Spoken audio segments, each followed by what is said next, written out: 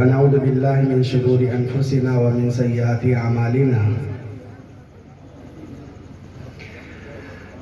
من يهده الله فلا مضل له ومن يضلل فلا هادي له ونشهد أن لا إله إلا الله وحده لا شريك له ولا نظير له ولا مشير له ولا معين له ولا مثل له ولا مثال له ونشهد أن سيدنا وسندنا وحبيبنا وأسوتنا وقدوتنا وقرة عيوننا محمدا صلوات الله وسلامه عليه. أما بعد، فأعوذ بالله من الشيطان الرجيم. بسم الله الرحمن الرحيم. واعبد ربك حتى يأتيك اليقين. وعن معاذ بن جبل أنه قال: أوصاني رسول الله صلى الله عليه وسلم بعشر كلمات: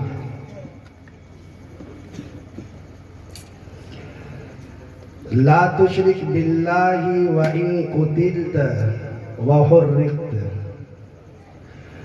ولا تعقن والديك وإن أمراك أن تخرج من أهلك ومالك، ولا تتركن صلاة مكتوبة متعمدا، فإن من ترك صلاة مكتوبة متعمدا فقد برئت منه ذمة الله.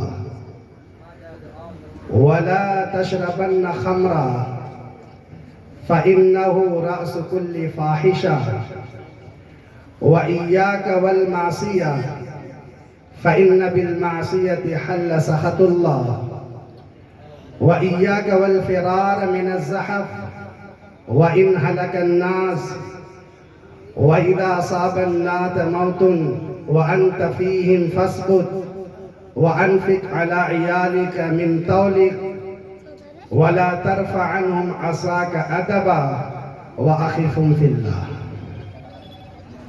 صدق الله العظيم وصدق رسوله النبي الأمين الشفيع الحبيب الأمي الكريم، ونحن على ذلك لمن الشاهدين والشاكرين، والحمد لله رب العالمين.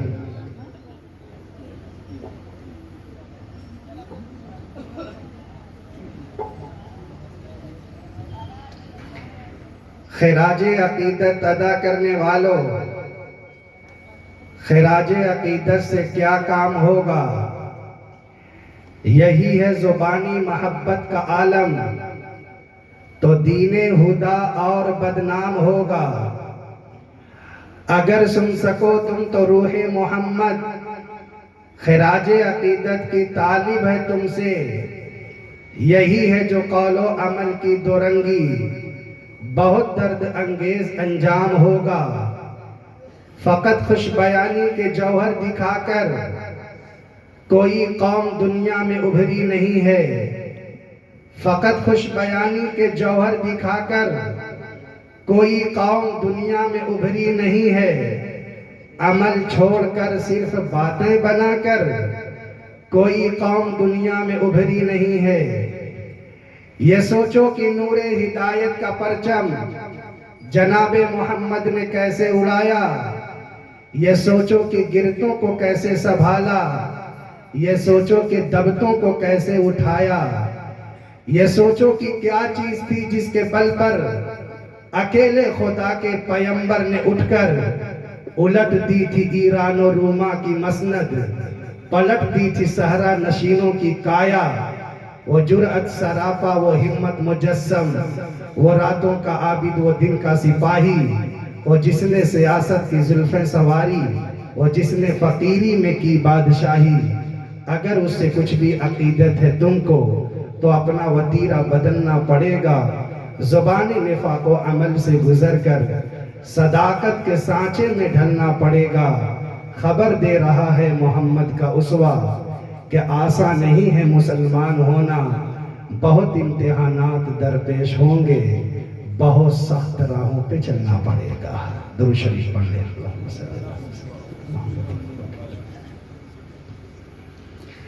معزز و مکرم حضرات علماء کرام، سامعین اعظام، نوجوان دوستوں اور پردہ نشین خواتین ملت،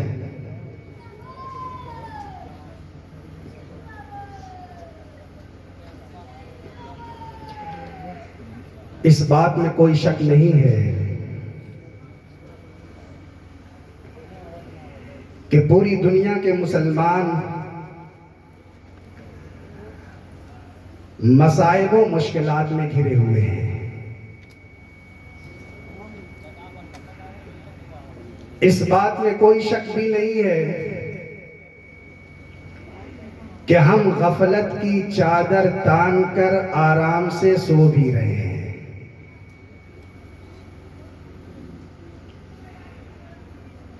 جب ہماری نظروں کے سامنے مشکلات درپیش ہوں، راہیں ہموار نہ ہوں اور دن بدن معاملہ الجھتا جا رہا ہو، تو ہم اور آپ کی ذمہ داری کیا بنتی ہے، اس پر ہمیں اور آپ کو سنجیدگی سے غور کرنا ہے۔ اللہ کے حبیب جناب محمد الرسول اللہ صلی اللہ تعالی علیہ وسلم نے اپنی روشن تعلیمات کے ذریعے ہر مسئلے کا حل بیان فرما دیا ہے۔ قرآن ہدایت نامہ ہماری نظروں کے سامنے موجود ہے۔ قرآن اللہ کے نبی علیہ السلام پہ نازل کردہ اللہ کا آخری فرمان ہمارے سامنے مشکلات کو دور کرنے کے لیے کافی ہے۔ امام الانبیاء حضرت محمد صلی اللہ تعالی علیہ وسلم کی روشن تعلیمات احادیث و سنن کی شکل میں ہماری نظروں کے سامنے موجود ہے۔ ہمیں اور آپ کو بڑی سنجیدگی سے اس پر غور کرنا ہوگا، ورنہ یاد رکھو اے مسلمانوں، حالات اس سے بھی زیادہ پیچیدہ ہونے والے ہیں۔ اللہ کا ایک نظام ہے اور اللہ رب العالمین کی ایک سنت ہے۔ جب بھی مسلمانوں نے قرآن اور سنت کو بڑی مضبوطی سے تھاما، اللہ تعالیٰ نے قدم با قدم ان کی نصرت فرمائی، اور جب بھی ہم نے اللہ کے نبی علیہ السلام کے دامن کو چھوڑا، ذلت و پستی کے غار میں ہم لوگ گرتے چلے گئے، اور آج مسلمانوں کا کوئی پرسان حال نہیں ہے۔ مکمل ایک مہینے کی ٹریننگ، ایک مہینے کی ایکسرسائز اللہ تعالیٰ نے رمضان کے مہینے میں کرائی تھی،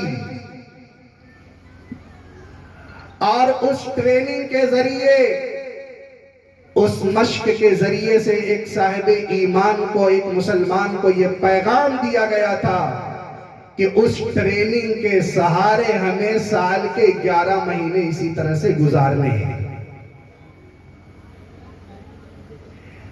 مسلمانوں سے اور خاص طور سے اپنی ماں و بہنوں سے مجھے یہ بات عرض کرنی ہے کہ رمضان ہمارا ایک مہینے کا رمضان، جس میں ہم نے دن کے اندر روزے رکھے اور رات کو جاگ کر ہم نے تراویح کا اہتمام کیا، اس کے پیچھے اللہ تبارک و تعالی نے کیا مقصد چھپا رکھا ہے۔ تھوڑی دیر اس پر گفتگو ہوگی اور پھر آپ کے سامنے وہ اصل بات آئے گی جو میں نے حدیث کے تحت پیش کی ہے کہ اللہ کے نبی صلی اللہ تعالیٰ علیہ وسلم نے حضرت معاذ ابن جبل رضی اللہ تعالیٰ عنہ سے 10 باتیں بیان فرمائی تھی۔ تمام صحابہ میں حضرت معاذ ابن جبل کو یہ مقام حاصل ہے کہ اللہ کے نبی علیہ السلام نے فرمایا تھا، واللہ انی لأحبک، اے معاذ میں تمہیں دل سے چاہتا۔ اے معاذ میں تم سے محبت کرتا ہوں. اور یہی وہ معاذ ہے جن سے اللہ کے نبی صلی اللہ تعالی علیہ وسلم نے اپنی زندگی کے آخری لمحے میں کہا تھا کہ اے معاذ میں تجھے یمن کا قاضی اور گورنر بنا کر کے بھیجتا ہوں. نبی علیہ السلام نے گھوڑے کی لگام پکڑی ہوئی ہے اور گھوڑے پر سوار ہیں حضرت معاذ ابن جبل رضی اللہ تعالیٰ عنہ. میرے مصطفیٰ جب کسی کو رخصت کیا کرتے تھے تو مسجد نبوی کے دروازے سے رخصت کر دیا کرتے تھے. وہ صحابی اپنے منزل کی طرف چلا جاتا. یہ پہلا موقع ہے کہ اللہ کے نبی علیہ السلام نیچے ہیں اور صحابی رسول حضرت معاذ ابن جبل سواری پر سوار ہیں. میرے آقا معاذ سے محبت کر رہے ہیں. بات چیت جاری ہے. لگام آپ نے پکڑی ہوئی ہے. بات کرتے کرتے مدینہ منورہ کے حدود سے آگے چلے گئے. 7 میل چلے گئے میرے مصطفیٰ بات کرتے کرتے حضرت معاذ ابن جبل سے. راستے میں میرے آقا نے ایک مقام پر کہا تھا کہ معاذ ٹھیک ہے تم جا رہے ہو یمن, لوگوں کو قرآن کی تعلیم دو گے, لوگوں کے سامنے حدیثیں پیش کرو گے, لوگوں کے سامنے نئے نئے مسائل آئیں گے, ان نئے نئے مسائل کو لوگوں کے سامنے بتاؤ گے, اس کا جواب دو گے. لیکن اے معاذ تم جب واپس آؤ گے تو میں اپنی قبر اطہر میں جا چکا ہوں گا, میں پردہ کر چکا ہوں گا. معاذ یہ میری اور تیری آخری ملاقات ہے. معاذ حضرت معاذ نے یہ سنا تو معاذ کی آنکھوں میں آنسو جاری ہو گئے, دہاڑے مار مار کر رونے لگے. حضرت معاذ کا پورا گریبان آنسوؤں سے بھیگ گیا. کہا یا رسول اللہ میں بھی آپ سے محبت کرتا ہوں, میں بھی آپ کو دل سے چاہتا ہوں, میں بھی آپ کے قدموں میں زندگی بسر کرنا چاہتا ہوں. یا رسول اللہ آپ نے یہ پیغام دیا کہ اب میں جانے والا ہوں, دین کا تقاضا ہے, آپ مجھے رخصت کر رہے ہیں. نبی علیہ السلام نے دیکھا کہ جب معاذ کی سسکیاں بد گئی, آپ زارو قطار رونے لگے, تو میرے آقا نے اپنے چہرے کو دوسری طرف کر لیا تاکہ معاذ رونا بند کر دیں. اور میرے آقا نے حضرت معاذ کو 10 باتوں کی وصیت فرمائی تھی. وہ جوامع الکلم ہے, 10 باتیں کہ اگر آج کا مسلمان ان 10 باتوں پر عمل کر لے تو رب کعبہ کی قسم دنیا کی کوئی طاقت اور دنیا کی کوئی حکومت مسلمانوں کا بال بیکا نہیں کر سکتی. کیا پیغام دیا تھا میرے آقا نے حضرت معاذ ابن جبل کو؟ کہا تھا یا معاذ, اے معاذ لا تشرک باللہ شیئا, اے معاذ اللہ کے ساتھ کسی کو شرک نہ ٹھہرانا, کسی کو شریک نہ ٹھہرانا. اے معاذ اپنی توحید کو سلامت رکھنا, ایک اللہ پر ایمان کو قائم رکھنا. آگے میرے آقا نے فرمایا وَإِن قُتِلْتَ وَحُرِّتْ, اے معاذ اگر ایمان پر قائم رہنے کے بدلے میں تجھے قتل کر دیا جائے یا آگ میں جلا کر راکھ کر دیا جائے, چاہے تیرا سر تن سے جدا کر دیا جائے یا تجھے نظر آتش کر دیا جائے, اے معاذ اللہ کو اللہ ماننا, وہی وحدہ لا شریک لہ ہے, اس کے ساتھ کسی کو شریک اور کسی کو ساجی نہ ٹھہرانا. حضرت معاذ رضی اللہ تعالیٰ عنہ نے میرے مصطفیٰ کی یہ بات سن لی تھی. کیا یہ پیغام صرف حضرت معاذ کے لیے تھا؟ حضرت معاذ کے واسطے سے پوری دنیا کے مسلمانوں کو یہ پیغام ہے کہ سجدہ صرف ایک خدا کے سامنے کیا جائے گا, عبادت صرف ایک پروردگار کی جائے گی. چاہے ہمیں پھانسی کے پھندے پر لٹکا دیا جائے, چاہے ہماری جسم کی بوٹی بوٹی کر دی جائے, چاہے کھولتے ہوئے کڑاہے کے اندر ہمیں ڈال دیا جائے، لیکن انشاءاللہ ہم اپنا سر جھکائیں گے تو صرف اور صرف ایک خدا کے سامنے جھکائیں گے، اور ایک خدا کے علاوہ غیر اللہ کے سامنے ہم اپنا سر خم نہیں کر سکتے۔ یہ پیغام دیا تھا کس کو؟ حضرت معاذ ابن جبل کو، اور حضرت معاذ ابن جبل نے اس بات کو بڑی مضبوطی کے ساتھ باندھ رکھا تھا۔ صحابہ کرام میں مثالیں عظیمت کی ملا کرتی ہیں، حالات بڑے پرتشدد ہیں، نہ جانے کس چوراہے پر کسے گولیوں سے بھون دیا جائے، یا کس کے ساتھ ہجومی تشدد کا معاملہ کر دیا جائے۔ گھر سے نکلنے کے بعد یہ بات آپ کے بھی ذہنوں کے اندر آتی ہے کہ کہیں ہم اپنے گھر واپسی کے ساتھ سلامتی کے ساتھ واپس جا سکیں یا نہ جا سکیں۔ آج کے اس پرتشدد ماحول میں داڑھی کے ساتھ زندگی گزارنا، کرتے پاجامے اور لباس کے ساتھ زندگی گزارنا، اسلامی لباس کے ساتھ زندگی گزارنا ایک مجاہدانہ عمل ہے۔ یاد رکھیے اے مسلمانوں، چاہے ہم اپنے گھر میں رہتے ہوں، چاہے ہم اپنے گھر سے باہر زندگی گزارتے ہوں، چاہے ہم ٹرین کا سفر کر رہے ہوں، چاہے ہم دنیا کے کسی خطے میں پہنچ جائیں، ہمیں حضرت معاذ رضی اللہ تعالیٰ عنہ کے ساتھ کی گئی میرے آقا کی یہ پہلی وصیت یاد رکھنی چاہیے، لا تشرک باللہ شیئا۔ اے معاذ، اپنی جان کی پرواہ نہ کرنا، جان چاہتی ہے چلی جائے، جان جاتی ہے چلی جائے، لیکن اپنے ایمان کو سلامت رکھنا۔ ایک مسئلہ درمیان میں عرض کر دو، یہ تو عظیمت کی بات تھی۔ اگر حالات ایسے واقعتاً پیش آ جائیں، چونکہ ہم لوگ کمزور ایمان والے ہیں، ضعیف الایمان ہیں، ہمارے پاس وہ ایمانی طاقت نہیں جو صحابی رسول کے اندر تھی، اگر ہم نے اپنی جان بچانے کے لیے صرف زبان سے کلمہ کفر کا ارتکاب کر دیا، ہمارا دل سلامت ہے، ہمارا دل مطمئن ہے، اِلَّا مَنْ اُكْرِهَ وَقَلْبُهُ مُطْمَئِنٌ بِالْإِيمَانِ۔ آپ کے ساتھ جبر و تشدد کیا جا رہا ہے، آپ کو مارا جا رہا ہے، آپ کو ستایا جا رہا ہے، آپ کا سر کاٹنے کی بات کی جا رہی ہے، آپ کے اعضاء الگ کر دینے کی بات کی جا رہی ہے۔ اگر آپ اپنی جان بچانے کے لیے صرف ظاہری طور پر اپنی زبان سے کلمہ کفر کا ارتکاب کرتے ہیں، لیکن دل کے اندر یہی ہے کہ پالنے والی ذات ایک اللہ کی ہے، قادر مطلق ایک اللہ کی ذات ہے، حل المشکلات صرف ایک خدا کی ذات ہے، وہی ہمارا داتا ہے اور وہی ہماری بگڑی بنانے والا ہے، دل اس بات پر مطمئن ہے، تو آپ اپنی جان بچانے کے لیے زبان سے ظاہری طور پر کلمہ کفر کہہ سکتے ہیں۔ لیکن اگر کوئی مضبوط ایمان والا ہے، اور ہونا بھی چاہیے کہ یہ جان ہمارے پاس اللہ کی امانت ہے، ایک مرتبہ آئی ہے اور ایک مرتبہ جانی ہے، اگر عزیمت پر ہم نے عمل کر لیا کہ ہمارا دل اس بات کو گواہی نہیں کرتا، ہماری زبان اس بات کی گواہی نہیں کرتی، ہم جیتے جی ایک خدا کے علاوہ کسی اور کے سامنے سجدہ نہیں کر سکتے، اگر یہ ایمان میرے اور آپ کے پاس ہے، جان جاتی ہے چلی جائے، سر تن سے جدا ہوتا ہے جدا ہو جائے، لیکن ہمیں اپنے ایمان پر قائم و دائم رہنا ہے۔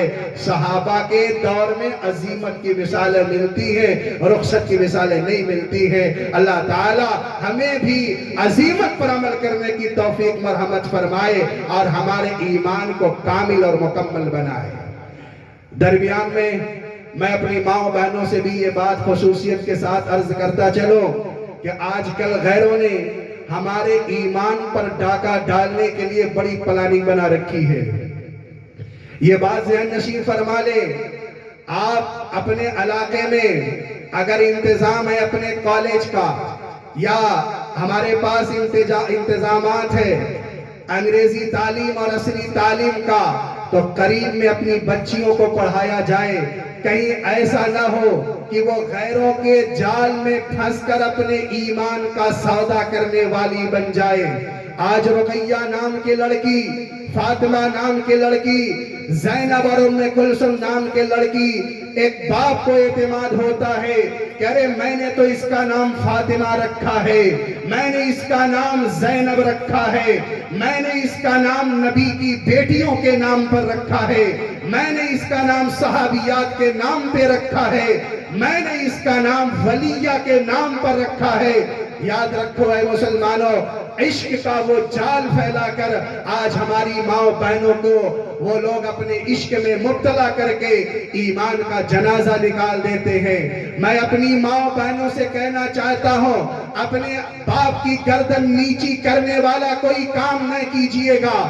میں اپنی بہن سے یہ کہتا ہوں، آپ وہ کام نہ کیجئے گا جس سے خاندان کی عزت پہ آنچ آ جائے۔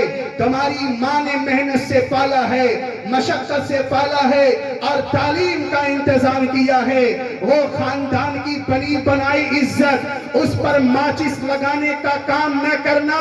اے میری بہن، اس بات کو اپنے گرہ سے باندھ لینا کہ میرے مصطفیٰ نے جو کہا تھا کہ معاذ لا تشرک باللہ شیئا وَإِن قُتِلْتَ وَحُرِّقْتَ، اے معاذ تجھے اپنی جان کی پرواہ نہیں کرنی ہے، جان باقی رہے یا نہ باقی رہے، تیرا ایمان سلامت رہنا چاہیے۔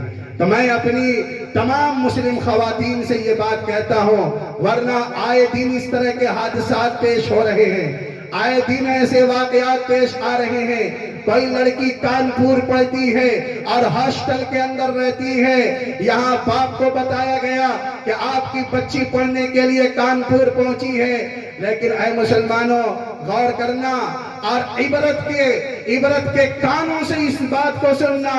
باپ کو بتایا گیا کہ آپ کی بیٹی کانپور پڑھتی ہے، لیکن وہ ہاسٹل میں نہیں رہتی، وہ ایک پرسنل روم لے کر ایک غیر مسلم کے ساتھ رہتی ہے، نکاح ان دونوں کے درمیان کوئی نہیں ہے، اس نے اپنی عزت کا پردہ چاک کر دیا ہے۔ باپ کو اطلاع ملتی ہے اور باپ اپنی بیٹی کے پاس جاتا ہے، خبر لگاتا ہے اور اس کمرے میں پہنچ جاتا ہے جہاں اس کی جوان بیٹی بیٹھ کر ایک غیر مسلم مرد کے ساتھ رنگ رلیاں منا رہی تھی، اپنے ایمان کا سودا کر رہی تھی۔ باپ کو دیکھ کر وہ نوجوان بیٹی کھڑی ہو جاتی ہے، باپ کی گردن جھکی اور باپ نے کہا، اے میری بیٹی، میں نے تجھے اس لیے کانپور نہیں بھیجا تھا کہ تو میری گردن جھکا دے، میں نے اس دن کے لیے اصلی تعلیم تجھے نہیں دلائی تھی کہ تو اپنے ایمان کا جنازہ نکال دے۔ میری بیٹی توبہ کر گھر چل۔ بیٹی نے کہا کہ میں آپ کو باپ ماننے کے لیے تیار نہیں ہوں۔ وہ عشق جو 2 سال سے چل رہا ہوتا ہے، جب کفر دل کی گہرائیوں میں اتر جاتا ہے تو کہاں گئے باپ اور کہاں گئی ماں کی عزت اور کہاں گئی خاندان کی وجاہت، وہ سب پانی میں چلی جاتی ہے۔ بیٹی نے انکار کر دیا، میں آپ کو باپ ماننے کے لیے تیار نہیں ہوں، آج سے آپ مجھے بیٹی نہ کہیے گا، میں جس کے ساتھ اپنی زندگی گزارنا چاہوں میں گزاروں گی، آپ کو روکنے کا کوئی حق نہیں ہے۔ باپ کو وہیں پر اٹیک آتا ہے اور باپ بیچارہ خدا کو پیارا ہو جاتا ہے۔ میری بہنوں، اپنی عزت کو سلامت رکھنا۔ آپ کے پاس اسلام کی یہ بہت بڑی دولت آئی ہوئی ہے، اللہ نے جو ایمان کی دولت عطا فرمائی ہے، یاد رکھا ساری کائنات کے خزانے مل کر ایمان کی دولت کا مقابلہ نہیں کر سکتے۔ آج نہیں پتا چل رہا، کل قیامت کے دن میدان محشر میں پتا چلے گا۔ جنت صرف ایمان والوں کو عطا کی جائے گی۔ جنت میں داخلے کی شرط ہے ایمان۔ ایمان جس کے سینے کے اندر ہوگا وہی جنت کا ٹکٹ پائے گا، اور جس کے سینے میں ایمان نہیں ہوگا وہ کبھی جنت میں داخل نہیں ہو سکتا۔ علامہ ابن عساکر رحمت اللہ تعالی علیہ نے تاریخ مدینہ دمشق میں لکھا ہے کہ رومیوں سے مقابلہ تھا اور عبداللہ ابن حذافہ رضی اللہ تعالیٰ عنہ کو انہوں نے گرفتار کر لیا۔ بڑے شجاع تھے، بڑے بہادر قسم کے تھے۔ رومیوں نے گرفتار کر لیا اور گرفتار کرنے کے بعد حضرت عبداللہ ابن حذافہ رضی اللہ تعالیٰ عنہ سے کہا کہ عبداللہ تم اسلام چھوڑ کر نصرانیت قبول کر لو، عیسائی مذہب قبول کر لو، میں روم کی آدھی حکومت تمہارے قدموں میں ڈالنے کے لیے تیار ہوں۔ آج ایمان کے بدلے، آج نوٹ کے بدلے، پیسوں کے بدلے، دولت اور اقتدار کے بدلے بڑی تیزی کے ساتھ لوگ اپنے ایمان کا سودا کرتے ہوئے نظر آتے ہیں۔ سوشل میڈیا کا دور ہے، آپ دیکھتے ہوں گے کتنے ضمیر فروش نظر آتے ہیں، کتنے ایسے ہیں جو اسلام پر انگلی اٹھاتے ہوئے نظر آتے ہیں، جو داڑھی کا مذاق کرتے ہیں، جو مدارس اور مکاتب کے خلاف بھونکتے ہوئے نظر آتے ہیں۔ ایمان ان کے سینوں کے اندر نہیں ہوتا ہے۔ حضرت عبداللہ ابن حذافہ رضی اللہ تعالیٰ عنہ سے کہا گیا کہ عبداللہ، ہم آدھی روم کی حکومت تمہیں دیں گے، تم ایمان چھوڑ کر عیسائی مذہب کو قبول کر لو۔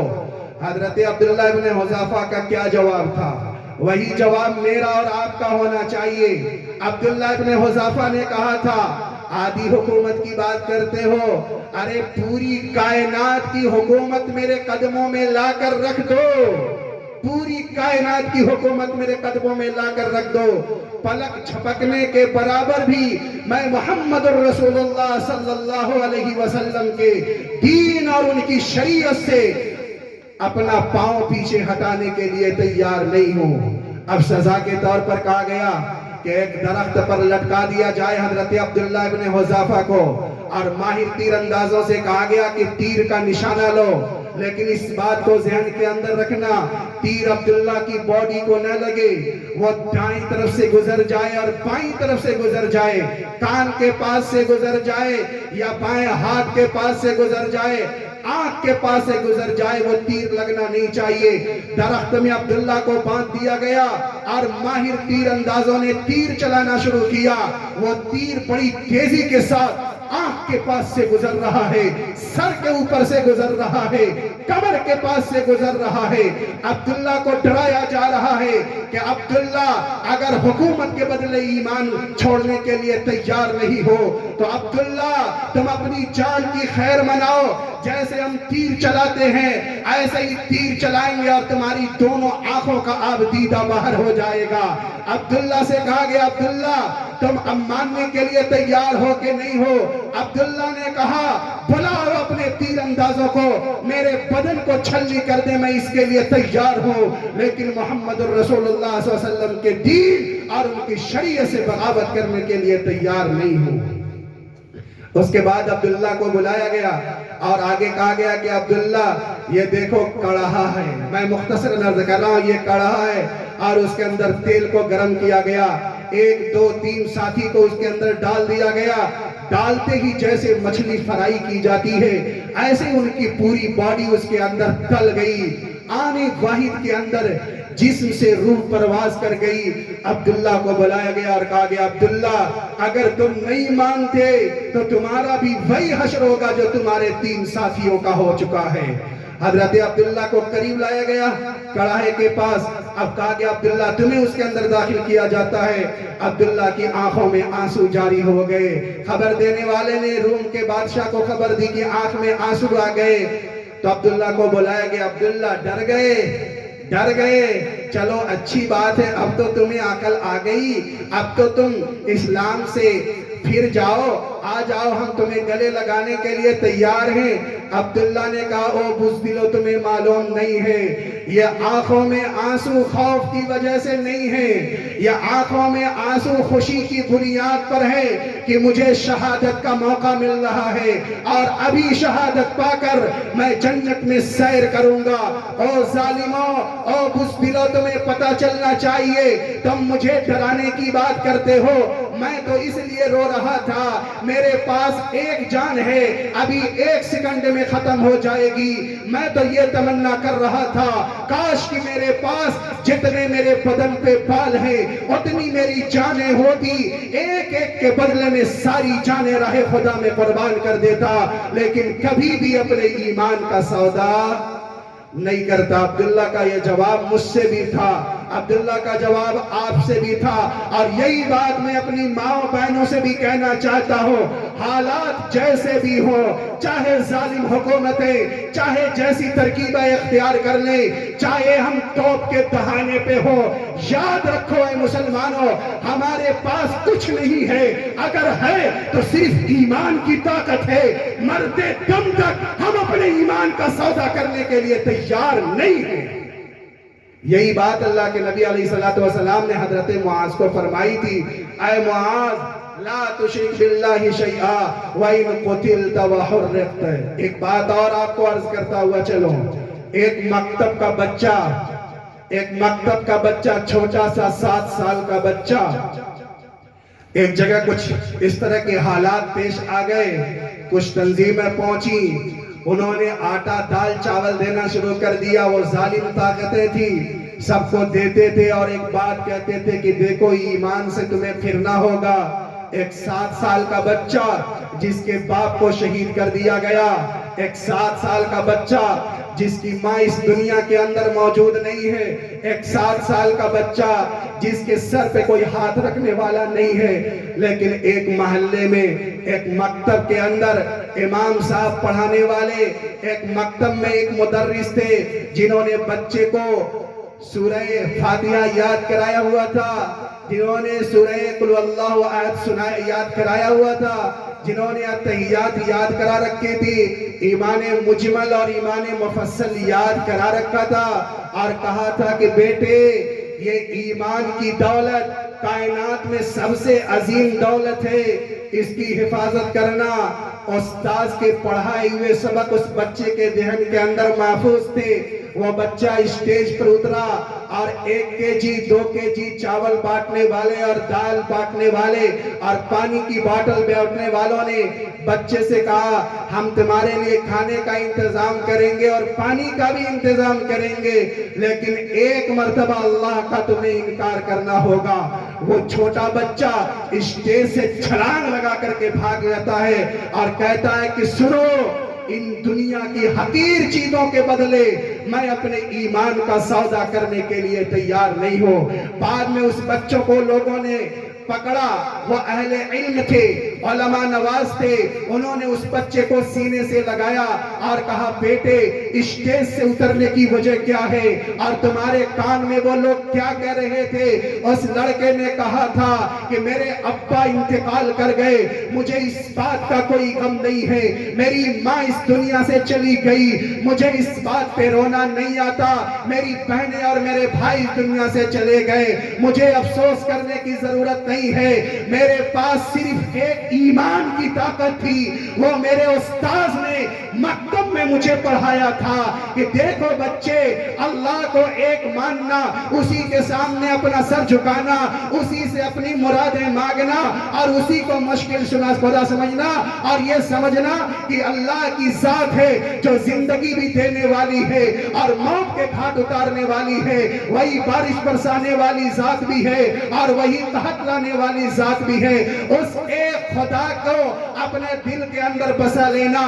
وہ 7 سال کا بچہ جس کو ایک مکتب کے مدرس نے، ایک محلے کے امام نے سبق دے کر کے پڑھایا ہوا تھا، وہ لڑکا اپنے استاذ کے اس سبق کو یاد رکھتا ہے اور کہتا ہے ظالموں میری جان چلی جائے گی لیکن میں اپنے ایمان کا سودا کرنے کے لیے تیار۔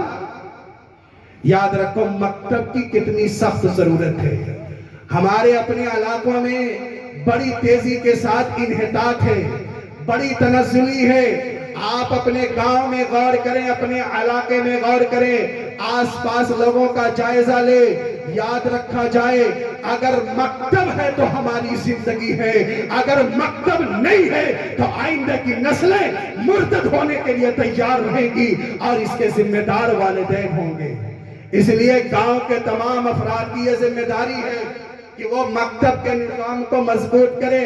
ایسا نہیں کہ بچہ پیدا ہو اس کو کالج کے حوالے کر دیا جائے، آپ ڈاکٹر بعد میں بنائیے گا، آپ انجینئر بعد میں بنائیے گا، آپ پائلٹ بعد میں بنائیے گا، آپ وکیل اور جج بعد میں بنائیے گا، لیکن اس بچے کو قرآن کی آیتیں تو آنی چاہیے، اس بچے کو امام کائنات حضرت محمد صلی اللہ علیہ وسلم سے عشق تو ہونا چاہیے، نماز سے محبت تو ہونی چاہیے، پڑوسیوں کے حقوق کو پتہ ہونے چاہیے، اسے معلوم ہونا چاہیے حلال کیا ہے حرام کیا ہے۔ جب ایک بچے کو یہ بات بتا دی جائے گی اور یہ تعلیم مکتب سے دی جائے گی، پہلا کلمہ کیا ہوتا ہے، ایمان مفصل کیا ہوتا ہے، قنوت نازلہ کیا ہوتی ہے، دعائے قنوت کسے کہتے ہیں، یہ ساری چیزیں ایک چھوٹے معصوم بچے کے سینے میں محفوظ کر دی جائے، اور وہی وقت ہے 7 سال کی عمر کا جس پر میرے آقا نے فرمایا مروا اولادکم بالصلاۃ اذا بلغوا 7، جب بچے 7 سال کے ہو جائیں تو انہیں نماز پڑھنے کی تعلیم دو۔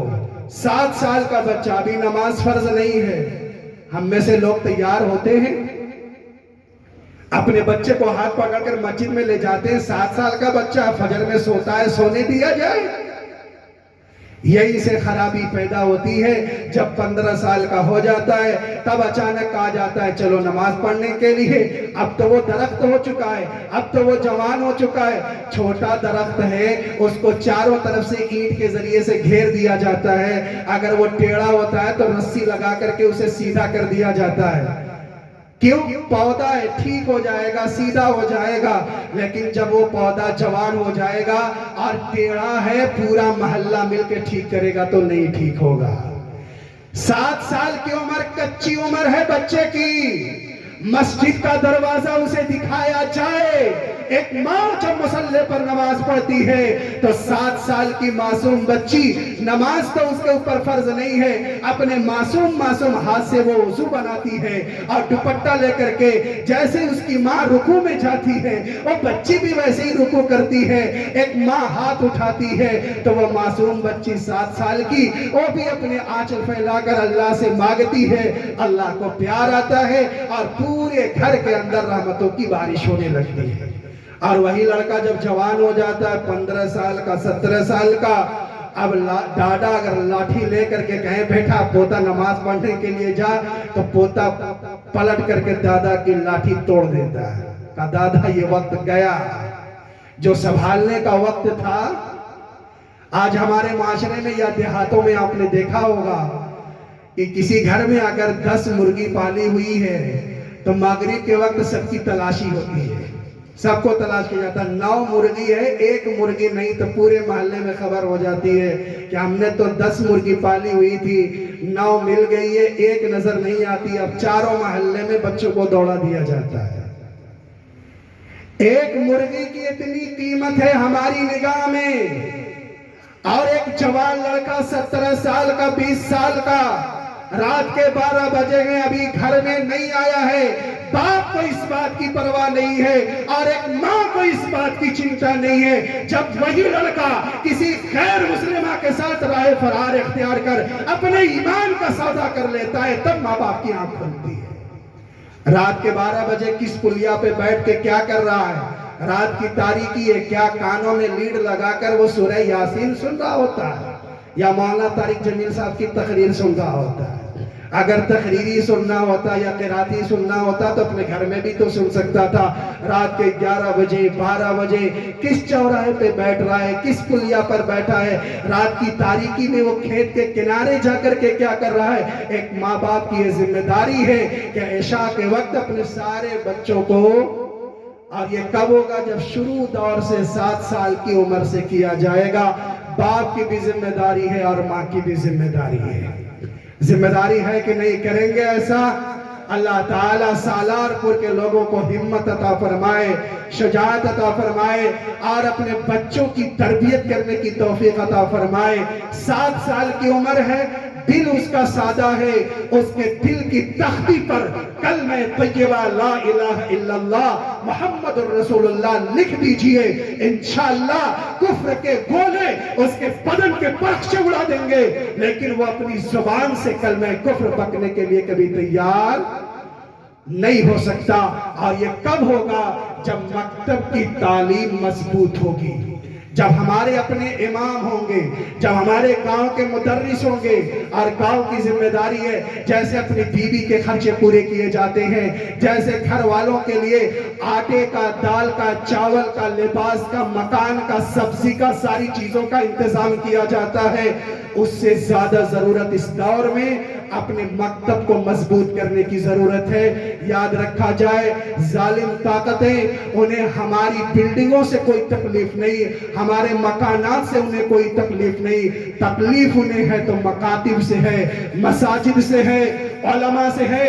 وہ جانتے ہیں کہ جب تک علماء رہیں گے، وہ جانتے ہیں جب تک مسجدوں کے امام زندہ رہیں گے، اور جب تک مسجدوں کے اندر اور مکتب کے اندر قرآن کی تعلیم دینے والے موجود رہیں گے، تب تک اسلام کو نہیں مٹایا جا سکتا۔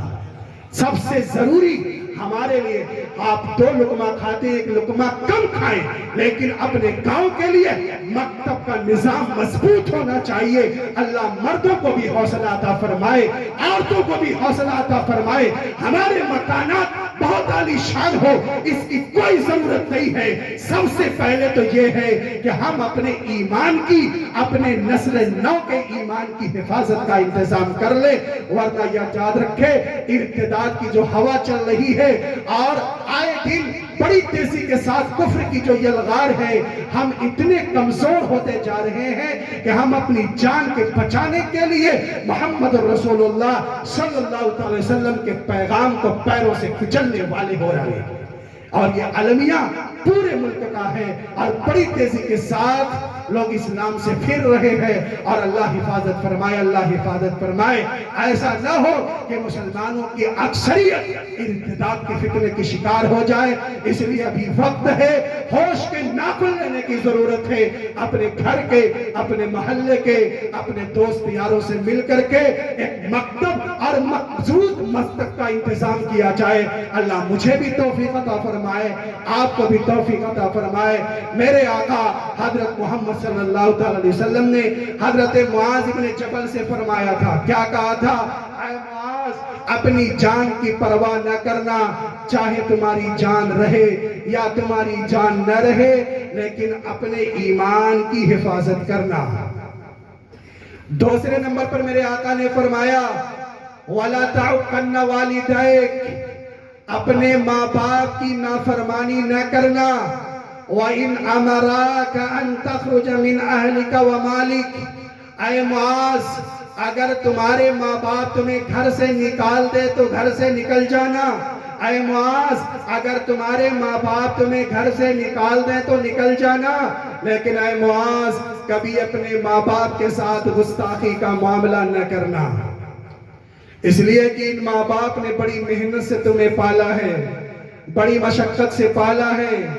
اور ایک باپ جس نے اپنے بیٹے کو پروان چڑھانے میں اپنے آپ کو برف کی سلی کی طرف پگھلا دیا، ایک نوجوان اپنے باپ سے سیدھی منہ بات کرنے کے لیے تیار نہیں ہے۔ وہ ماں جس نے 9 مہینے تک اپنے بیٹے کو اپنے پیٹ کے اندر رکھا اور 2 سال تک اپنے خون جگر کو دودھ کی صورت میں پلاتی رہی، اس ماں کے ساتھ ناانصافی ہے، اس ماں کو بڈھیا کہا جاتا ہے، اس ماں کے ساتھ تشدد کیا جاتا ہے۔ اور آئے دن ایسی خبریں موصول ہوتی ہیں کہ جب ایک نوجوان بیٹا اپنے ماں باپ کو گھر سے نکالنے کی بات کرتا ہے، میرے آقا حضرت محمد صلی اللہ علیہ وسلم نے حضرت معاذ سے فرمایا تھا کہ اے معاذ، اگر تیرے ماں باپ تجھے گھر سے نکالیں تو نکل جانا، لیکن اپنے ماں باپ کو کبھی ترچھی نگاہ سے مت دیکھنا۔ اگر ماں باپ نے بد دعا کر دی تو تمہاری دنیا بھی برباد ہو جائے گی اور تمہاری آخرت بھی برباد ہو جائے گی۔ اے معاذ، یاد رکھنا، جب تک زندہ رہنا اپنے اپنے ماں باپ کے قدموں میں زندگی گزارنا، جب تک زندہ رہنا اپنی ماں باپ کی اطاعت کرنا، اے معاذ اپنے ماں باپ کے حکم کی سرتابی نہ کرنا۔ قرآن نے بھی کہا ہے وَقَضَى رَبُّكَ أَلَّا تَعْبُدُوا إِلَّا إِيَّاهُ وَبِالْوَالِدَيْنِ إِحْسَانًا، اللہ نے اپنی اطاعت کا حکم دیا اور ساتھ ہی ساتھ اللہ تعالیٰ نے والدین کے ساتھ حسن سلوک کا بھی حکم دیا۔ تو ہم سارے نوجوان اس بات کا عزم کر لیں، تہیہ کر لیں کہ انشاءاللہ اپنے والدین کے حکموں کی سرتابی نہیں کریں گے۔ جب تک ہمارے ماں باپ زندہ رہیں گے اپنے ماں باپ کی اطاعت کریں گے۔ یہاں تک کتابوں کے اندر لکھا کہ حضرت حسن رضی اللہ تعالیٰ عنہ نے ایک مرتبہ اپنے والد بزرگوار حضرت علی رضی اللہ تعالیٰ عنہ کے ساتھ رات کا وقت تھا، خانہ کعبہ کا طواف کر رہے تھے۔ ایک نوجوان خانہ کعبہ کا طواف کر کے مقام ابراہیم پر 2 رکعت نماز پڑھ رہا تھا اور اللہ تعالیٰ کے سامنے رو رہا تھا اور گڑ گڑا رہا تھا۔ رو کر گڑ گڑا کر کے یہی کہہ رہا تھا، اے اللہ تو مجھے معاف کر دے، اے اللہ آپ ساری حکومتوں کے مالک ہیں، ساری دنیا آپ کے قبضے میں ہے، آپ مجھے معاف فرما دے۔ حضرت علی رضی اللہ تعالیٰ عنہ نے اپنے بیٹے حسن سے کہا کہ جاؤ اس نوجوان کو بلا کر کے لاؤ۔ اس نوجوان کو بلا کر لایا گیا تو حضرت علی نے کہا سارے لوگ سو رہے ہیں، کوئی طواف کرنے والا نہیں، چند لوگ طواف کر رہے ہیں اور رات کی تاریکی میں تو ایک خدا کے سامنے مقام ابراہیم پر کھڑا کھڑا رو کر کے اپنے گناہوں کی معافی مانگ رہا ہے، کیا تجھ سے خطا ہوئی اور کیا تجھ سے غلطی ہوئی؟ وہ نوجوان کہتا ہے کہ اے علی رضی اللہ تعالیٰ عنہ، میری ماں مجھے ہر وقت نصیحت کیا کرتی تھی، میرے ابا مجھے ہر وقت نصیحت کیا کرتے تھے، میں اپنے باپ کو بھی ڈانٹا کرتا تھا اور اپنی ماں کو بھی کوسا کرتا تھا۔ ایک مرتبہ میرے باپ نے مجھے نماز پڑھنے کے لیے کہا، میرے باپ نے دین پر عمل کرنے کے لیے کہا تو میں نے اپنے باپ کو بھی ڈانٹا اور اپنی ماں کو بھی ڈانٹا، اتنا ڈانٹا ہاتھ تک اپنے ماں باپ پر اٹھائے تو میرے باپ کی آنکھوں میں آنسو آ گئے اور میرے باپ نے کہا اے اللہ میں اس کا باپ ہوں، میرے بھی حقوق ہیں، جس ہاتھ سے اس نے اپنے باپ کے چہرے پہ تھپڑ مارا ہے اے اللہ اس ہاتھ کی طاقت کو سلب کر لے، اور اے اللہ اگر تیرے ہاتھ میں ساری کائنات کے خزانے ہیں اور تو ان اللہ علی کل شیء قدیر ہے تو اے اللہ میں تجھ سے یہ بددعا کرتا ہوں اپنے بیٹے کے حق میں کہ جن ہاتھوں کو میں چوما کرتا تھا اور جن باتوں کو پکڑ کر میں چلایا کرتا تھا اپنے سینے سے لگایا کرتا تھا، آج وہ جوان ہو گیا ہے تو مجھے آنکھیں دکھاتا ہے، آج وہ جوان ہو گیا ہے اس کے ہاتھوں میں طاقت ہو گئی ہے تو مجھے مارتا ہے، اے اللہ میرا ہاتھ نیچے ہونے سے پہلے اس کے ہاتھ کی طاقت کو سلب کر لے۔ اس کے باپ نے بددعا کی، ہاتھ نیچے نہیں کیا تھا، اس نوجوان کا ہاتھ سڑ گیا اور اس کی طاقت سلب ہو گئی، اور حضرت علی نے کہا او کمبخت یہ دنیا کا ہلکا عذاب ہے، آخرت میں اس سے بڑا عذاب چکھنے کے لیے تیار ہو جا۔ آپ اسے اندازہ لگائیں اللہ کے نبی علیہ السلام نے کیا کہا تھا، اپنے ماں باپ پہ ہاتھ نہ اٹھانا، اپنے ماں باپ کی اطاعت کرنا، اپنے ماں باپ کے حکموں کی بجاوری کرنا۔ ایک نوجوان اپنے باپ کو گھسیٹتا ہوا لے کر کے جنگل میں جا رہا تھا، باپ نے پوچھا بیٹے کہاں لے کر کے جا رہا ہے؟ تو بیٹے نے کہا ابا یہ تلوار لی ہے، چھری لی ہے، آگے درخت کے پاس تجھے ذبح کر دوں گا۔ اس کے باپ کی آنکھوں میں آنسو آ گئے، کہا بیٹے اس درخت کے پاس ذبح نہ کر، اگلے درخت کے پاس ذبح کر۔ بیٹا کہتا ہے کہ ابا آپ ایسا کیوں کہہ رہے ہیں؟ تو باپ نے کہا کہ بیٹے اسی درخت کے پاس میں نے بھی اپنے باپ کو ذبح کیا تھا، یاد رکھ اگر تو بھی مجھے وہی ذبح کرے گا تیری بھی اولاد تجھے بھی وہی تک ذبح کرے گی۔ جو اپنے ماں باپ کے ساتھ زیادتی کرتے ہیں، جو اپنے ماں باپ پہ ہاتھ اٹھاتے ہیں، یاد رکھو مسلمانوں وہ دنیا کے اندر بھی ناکام ہوتے ہیں اور آخرت کے اندر بھی ناکام ہوتے ہیں۔ آج سے تہیہ کرو نوجوانوں، ارادہ کرو، عزم کرو، انشاءاللہ اپنے ماں باپ کے حکموں کو نہیں ٹالیں گے انشاءاللہ۔ سارے نوجوان ارادہ کریں، ہاتھ اٹھا کر کے بتائیں کہ اس وقت تک نہیں سوئیں گے جب تک اپنے باپ کے پاؤں نہیں دبا لیں گے اور جب تک اپنی ماں کے قدموں سے لپٹ نہیں جائیں گے۔ ایک بیٹا سعودیہ سے واپس آتا ہے، سامان لے کر کے آتا ہے تو بیوی سامان کے پیچھے دوڑتی ہے، بھائی سامان کے پیچھے دوڑتا ہے، بیٹے سامان کے پیچھے دوڑتے ہیں۔ ایک ماں ہوتی ہے، خدا کی قسم وہ ماں مال کی فرمائش نہیں کرتی، ماں دوڑتے ہوئے اپنے بیٹے کے کلیجے سے لپٹ جاتی اور کہتی میرے بیٹے تو اتنا دبلا کیوں ہو گیا، اتنا پتلا کیوں ہو گیا، میرے بیٹے تو ہاتھ ڈیوٹی تو نہیں کرتا، تو کم سوتا تو نہیں تھا، تیری آنکھیں دھس گئی ہیں، تو بڑی محنت کرتا رہا۔ بیٹے موبائل کی فرمائش کر رہے ہیں، بچے موبائل کی فرمائش کر رہے ہیں، بیوی سونے کے ہار کی بات کر رہی ہے اور بھائی بھی اچھے اچھے قیمتی سامان کی بات کر رہے ہیں، لیکن میرے دوستوں ایک ماں ہے جو ہمیشہ اپنے بچے کی صحت کی بات کرتی ہے، اپنے بچے کی کامیابی کی بات کرتی ہے۔ آج کا نوجوان بیوی کی بات تو سنتا ہے لیکن باپ کی بات نہیں سنتا۔ ابھی چند روز پہلے کی بات ہے، ایک نوجوان اپنے باپ کو کہتا ہے کہ ابا اگر آپ فلاں جگہ کی زمین بیچ دیں گے، بیچ چوراہے پر کھڑا کر کے آپ کو گولیوں کا نشانہ بنا دوں گا۔ آج کی نئی نوجوان، نئی نسل کہاں پہنچ گئی؟ اپنے باپ کو گولیوں سے بھوننے کی بات کرتی ہے، اپنی ماں کا بال پکڑ کر گھر سے گھسیٹنے کی بات کرتی ہے۔ آپ یہ نہیں کر سکتے، ہمارے محلے میں ایسا نہیں ہوتا۔ یاد رکھا جائے ہر گھر کے اندر، ہر گاؤں کے اندر کچھ گھرانے آپ کو ایسے مل جائیں گے جہاں ماں کا دل دکھایا جاتا ہے اور باپ کی آنکھوں سے آنسو نکلتے ہیں۔ اسی دن کے لیے نوجوان کیا تھا، بڑا کیا تھا۔ میرے نوجوانوں طے کرو، عزم کرو کہ انشاءاللہ کبھی بھی اپنے والدین کا دل نہیں دکھائیں گے۔ اللہ مجھے بھی عمل کی توفیق عطا فرمائے، آپ کو بھی توفیق عطا فرمائے۔ جو وقت مجھے دیا گیا تھا وہ مکمل ہو گیا ہے۔ بس دو تین باتیں اور آپ کے سامنے عرض کر کے اپنی گفتگو کو ختم کرتا ہوں۔ اللہ کے نبی علیہ السلام نے حضرت معاذ سے فرمایا تھا، اے معاذ وَلَا تَشْرَبَنَّ خَمْرًا فَإِنَّهُ رَأْسُ كُلِّ مَعْصِيَةٍ۔ اللہ کے نبی علیہ السلام نے کہا تھا، اے معاذ شراب نہ پینا، شراب نہ پینا۔ آج کے نوجوان بیئر کے نام پر، تاڑی کے نام پر، بھانگ کے نام پر طرح طرح کی نشہ آور ادویات استعمال کرتے ہیں۔ ماں کو نہیں پتا، باپ کو نہیں پتا۔ اور یاد رکھا جائے اپنے بچوں کی حفاظت کی جائے، کن کے ساتھ رہتا ہے۔ بہت مرتبہ ایسا ہوتا ہے کہ جب وہ مسلم سماج کے اندر رہتا ہے، مسلم دوستوں کے ساتھ رہتا ہے، وہ پان بھی کھانے کے لیے تیار نہیں ہوتا، وہ کوئی کچی کسیلی کھانے کے لیے تیار نہیں ہوتا، لیکن جب وہ غیروں کے ساتھ رہتا ہے تو بیڑی بھی پینے لگتا ہے، حقہ بھی استعمال کرنے لگتا ہے، شراب بھی پینے لگتا ہے اور پھر انٹرنیٹ کے ساتھ ناجائز عمل بھی کرنے لگتا ہے۔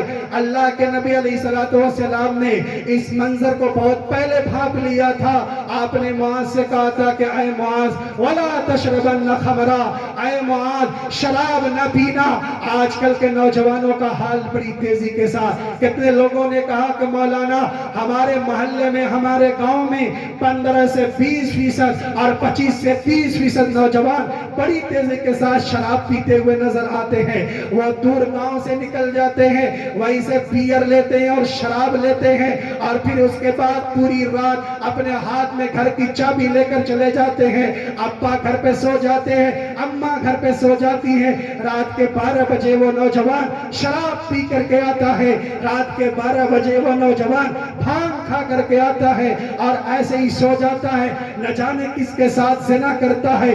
یاد رکھو میرے آقا نے فرمایا تھا زنا یہ شراب نوشی اتنی خطرناک بیماری ہے جو تمام برائیوں کی جڑ ہے۔ یہ شراب پینے والوں کے درمیان بہن اور بیٹی کا، بہن اور بیوی کا امتیاز ختم ہو جاتا ہے۔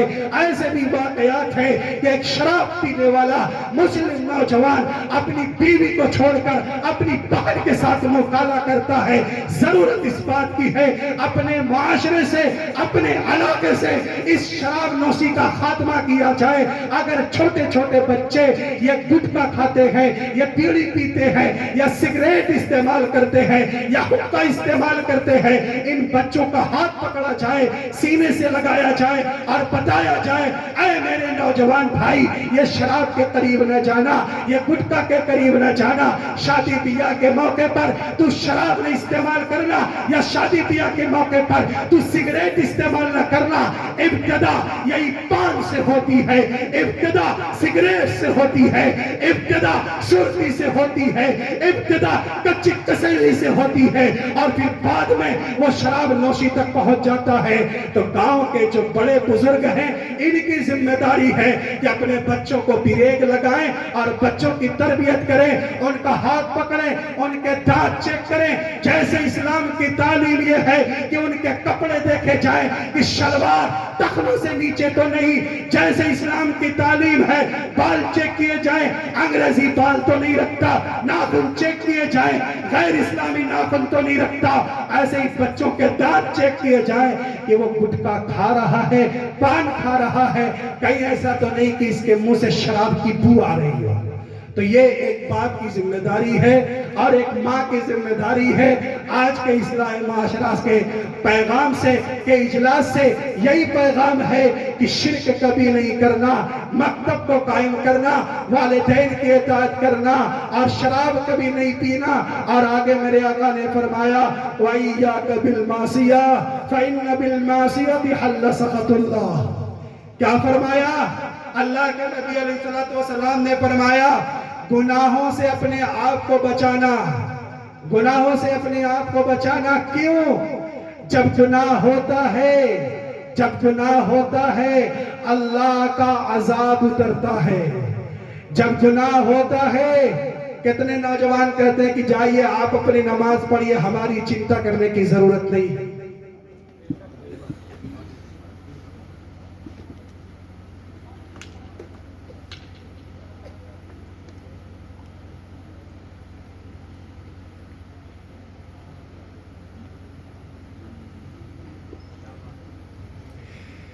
5ویں نصیحت اللہ کے نبی علیہ السلام نے حضرت معاذ سے کی تھی، یا معاذ وَإِيَّاكَ وَالْمَعْصِيَةِ فَإِنَّ بِالْمَعْصِيَةِ حَلَّ سَخَطُ اللَّهِ۔ اے معاذ اپنے آپ کو معصیت کے کام سے بچانا، گناہ کے کام سے بچانا، جھوٹ نہ بولنا، غیبت نہ کرنا، چغلی نہ کرنا۔ اے معاذ برائی کے دامن سے اپنے آپ کو بچانا۔ آج کتنے نوجوان ایسے ہیں کہ اگر ان سے نماز پڑھنے کی بات کی جاتی ہے تو وہ نوجوان کہنے لگتے ہیں کہ جائیے آپ اپنا کام کیجئے، ہم اپنا کام کرتے ہیں۔ کسی نوجوان سے بات کریے کہ آپ اپنے پاجاموں کو ٹخنے سے اوپر کر لیجئے، اپنے پینٹ کو اوپر کر لیجئے، تو پلٹ کر وہ جواب لگاتا ہے۔ یاد رکھیے جب امر بالمعروف پر اس طرح سے نکیر کی جائے گی، اگر کوئی آپ کو پاجامہ یا لنگی ٹخنوں سے اوپر کرنے کی بات کرتا ہے آپ اس کا احسان مانیے۔ اگر کوئی نماز پڑھنے کی دعوت دیتا ہے تو آپ اس کا اکرام کیجئے۔ اگر کوئی آپ کے دروازے پر آ کر اللہ کی صدا بلند کرتا ہے اور نماز کی بات کرتا ہے تو اسے اپنا محسن گرداننا چاہیے۔ ورنہ یاد رکھیے میرے آقا حضرت محمد صلی اللہ علیہ وسلم نے فرمایا کہ جب کثرت سے شراب پی جائے گی، میرے آقا نے فرمایا جب کثرت سے جھوٹ بولا جائے گا، میرے آقا نے فرمایا جب والدین کے حکموں کی بغاوت کی جائے گی، میرے آقا نے فرمایا جب پڑوسیوں کے ساتھ بدسلوکی کی جائے گی، میرے آقا نے فرمایا جب نماز کا گلا گھونٹا جائے گا، میرے آقا نے فرمایا جب دین کی باتوں کو دبایا جائے گا، جب داڑھی اور ٹوپی کا مذاق اڑایا جائے گا، میرے آقا نے فرمایا کہ وہ ہبارہ پرندہ جو پہاڑ کی چوٹی پر رہتا ہے، وہ ہبارہ پرندہ اس گناہوں کی نحوست کی وجہ سے دم توڑ دیتا ہے، وہ مر جاتا ہے۔ ایک نماز چھوڑنے والا اپنے محلے میں نماز چھوڑتا ہے، ایک زنا کرنے والا اپنے محلے میں زنا کرتا ہے، ایک نافرمان اپنے ماں باپ کا اپنے گاؤں میں نافرمانی کرتا ہے، اس کے گناہوں کی بنیاد پر آسمان سے بارش روک لی جاتی ہے، اس کی نحوست کی بنیاد پر پرندے مر جاتے ہیں، اور حدیث کے اندر آیا ہبارہ پرندہ پہاڑی کے دامن میں اپنا دم توڑ دیتا ہے۔ ہم کہتے ہیں کہ ہم اپنی نماز چھوڑتے ہیں، کسی کو کیا مطلب؟ کسی کو کیا مطلب؟ یہ پیغام اللہ کے نبی علیہ السلام کا تھا، وَإِيَّاكَ وَالْمَعْصِيَةَ، اے معاذ برائی سے اپنے آپ کو بچانا۔ یاد رکھو ہماری جوانی پر کوئی داغ نہیں آنا چاہیے۔ آج کل سوشل میڈیا کا دور ہے، بڑی تیزی کے ساتھ یہ غلط خبریں اور اس طریقے سے اوپن اور ننگی تصویریں وائرل ہوتی ہیں۔ نوجوانوں کو چاہیے اپنی صحت کی حفاظت کرے، نوجوانوں کو چاہیے کہ عشق سے اپنے آپ کو بچائے۔ یاد رکھے جائے کسی زمانے میں سلطان صلاح الدین ایوبی رحمت اللہ تعالیٰ نے فرمایا تھا کہ مسلمانوں کو اگر پستی میں ڈالنا ہے، مسلمانوں کو اگر ذلیل کرنا ہے، مسلمانوں کو اگر بزدل بنانا ہے تو نئی نسل کے اندر عیاشی ڈال دی جائے، یہ اپنی موت مر جائیں گے اور کسی بھی اسلام کی آواز بلند کرنے کے لیے کھڑے نہیں ہو سکتے۔ ضرورت اس بات کی ہے کہ نوجوانوں کی صحیح تربیت کی جائے، نوجوانوں سے مسجدوں کو آباد کیا جائے۔ یہ نوجوان جو رمضان کے 30 دنوں کے اندر دن کے اوقات میں نہ کھانا کھاتا ہے، دن کے اوقات میں نہ پانی پیتا ہے، دن کے اوقات میں اپنی خواہشات دباتا ہے، اپنی بیوی کے قریب نہیں جاتا، حلال سے اللہ نے 1 مہینے رکوایا، حلال سے اللہ نے 1 مہینے رکوایا۔ اور یاد رکھو مسلمانوں، ٹریننگ ذرا سخت ہوتی ہے۔ اللہ کا مقصد حلال چھوڑوانا نہیں ہے، لیکن سال کے 11 مہینے میں اللہ کو حرام چھوڑوانا تھا۔ اللہ تعالیٰ نے حلال چھوڑوا کر کے یہ مشورہ دی۔ 2 دن سگریٹ پینے والا کہتا ہے عادت ہو گئی ہے، 5 دن بیڑی پینے والا کہتا ہے عادت ہو گئی ہے، اور 10 دن لوڈو کھیلنے والا کہتا ہے عادت ہو گئی ہے، 30 دن نماز پڑھنے والا نوجوان یہ کیوں نہیں کہتا کہ نماز پڑھنے کی عادت ہو گئی؟ نوجوان یہ نہیں کیوں کہتا مسجد جانے کی عادت ہو گئی؟ نوجوان یہ کیوں نہیں کہتا اللہ کا قرآن پڑھنے کی عادت ہو گئی؟ یہ کیوں نہیں کہتا؟ 30 دن تک ظاہر سی بات ہے ہم اپنے گھر پہ ہوتے ہیں، افطار کا دسترخوان لگا ہوتا ہے، آپ افطار کے لیے کھجور اٹھاتے ہیں، اٹھانے سے پہلے آپ کے دماغ کے اندر یہ بات ہے یہ کھجور کھانا ہے، یہ سموسے کھانے ہیں، یہ پکوڑی کھانی ہے۔ پیٹ نہیں بھرنا ہے، پیٹ نہیں بھرنا ہے، 1 تہائی کھانا ہے، 2 تہائی کھانا ہے، تھوڑا سا پانی پینا ہے، ورنہ ہماری جماعت چھوٹ جائے گی۔ یہ خیال آتا ہے کہ نہیں آتا ہے؟ دسترخوان پورا بھرا کے بھرا رہتا ہے، اور 1 دن کی بات نہیں سالار پور کے نوجوانوں، 1 دن کی بات نہیں ہے، ابا بھی دسترخوان چھوڑ رہے ہیں، اماں بھی دسترخوان چھوڑ رہی ہے، بڑا بھائی بھی دسترخوان چھوڑ رہا ہے، چھوٹا بھائی بھی دسترخوان چھوڑ رہا ہے۔ افطار پہ لیے کھجور اٹھانے والوں، شربت پینے والوں، جماعت کے لیے جس طرح دوڑتے ہو، اللہ نے 30 دن مسجد کی طرف دوڑا کر کے یہ بتا دیا کہ سال کے 11 مہینے میں شادی کے دسترخوان پہ بھی ہو تو دسترخوان چھوڑ کر اللہ کے دربار میں پہنچ جاؤ۔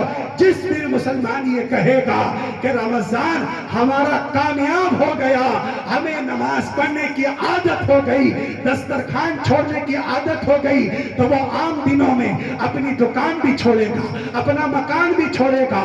اور یاد رکھو مسلمانوں، ایک بات عرض کر کے اپنی گفتگو ختم کرتا ہوں۔ اللہ نے سحری کیسے موقع پر رکھا؟ نماز فجر کے بعد نہیں رکھا۔ اگر نماز فجر کے بعد سحری ہوتی تو فجر غائب کر کے سارے لوگ آرام سے سحری کھاتے پھر سو جاتے۔ اللہ تعالیٰ نے کہا 16 گھنٹے تمہیں بھوکا رہنا ہے، پیاسا رہنا ہے، کیسے برداشت کرو گے؟ نماز سے جسٹ پہلے سحری کا انتظام کر دیا۔ اب جھک مار کے ہمیں اٹھنا ہے۔ پہلے دن بھی آپ سحری کریں گے تو فجر میں جائیں گے، دوسرے دن سحری کریں گے فجر میں جائیں گے، تیسرے دن سحری کریں گے فجر میں جائیں گے۔ 30 دن لگاتار کانٹینیو، لگاتار متواصلاً اللہ تعالیٰ نے فجر سے پہلے تمہیں بیدار کر کے مسلمانوں بتا دیا، 1 مہینہ ہم نے تمہیں سحری کے نام پر جگایا ہے، فجر کے لیے دوڑتے ہو۔ اسی طریقے سے سال کے 11 مہینے تمہیں فجر سے پہلے اٹھ کر کے اللہ کے دربار میں پہنچنا ہے۔ رمضان اسی کے لیے آیا ہوا تھا، لعلکم تتقون، تاکہ تم متقی بن جاؤ، پرہیزگار بن جاؤ، تمہارے دلوں کے اندر اللہ کا خوف آ جائے، اللہ کا تقوی آ جائے۔ تم وضو بناتے ہو، تم روزے سے ہوتے ہو۔ یاد رکھو مسلمانوں، آدھا کلی کا پانی اگر ہم اندر کر لیں، آدھا کلی کا پانی باہر کر دیں، آپ کا کیمرہ نہیں بتا سکتا، آپ کے باپ نہیں جان پائیں گے۔ لیکن نوجوان کہتا ہے اگر کلی کرتے ہوئے کلی کا آدھا پانی اندر ڈال لیا، آدھے پانی کو باہر کر دیا، میرا روزہ ٹوٹ جائے گا، میرے اللہ کو پتہ چل جائے گا۔ اسی طرح سے تمام نوجوانوں سے اس بات کی درخواست ہے کہ نماز فجر سے پہلے اٹھنے کا اہتمام کرے۔ اللہ تعالیٰ مجھے بھی عمل کی توفیق عطا فرمائے، آپ کو بھی توفیق عطا فرمائے۔ شرک کبھی نہیں کرنا، والدین کی اطاعت کرنی ہے، مکتب کا انتظام کرنا ہے، اور یاد رکھو اپنے بچوں کی تعلیم کے لیے ہمیں کمر کسنا ہے، اور غیبت سے، شراب نوشی سے اپنے آپ کو بچانا ہے۔ ابھی اسد بھائی کو بھی پڑھنا ہے اور مولانا صغیر صاحب کا بھی خطاب ہونا ہے، اور میرا وقت مکمل ہو گیا۔ انہی چند کلمات پر اپنی گفتگو میں ختم کرتا ہوں، اسی امید کے ساتھ کہ انشاءاللہ ہر نوجوان اپنے ماں باپ کے قدموں میں زندگی گزارے گا، کرے گا انشاءاللہ۔ اللہ تبارک و تعالی آج کے اس اجلاس کو قبول فرمائے۔ نوجوانوں کا یہ ٹھاٹھے مارتا ہوا سمندر اللہ تعالی ہر ایک کو سلامت رکھے، مردوں کو بھی عورتوں کو سلامت رکھے۔ اللہ جب تک رکھے اسلام کے ساتھ رکھے، اور جب اٹھائے تو ایمان پر خاتمہ ہو۔ وآخر دعوانا ان الحمدللہ رب العالمین۔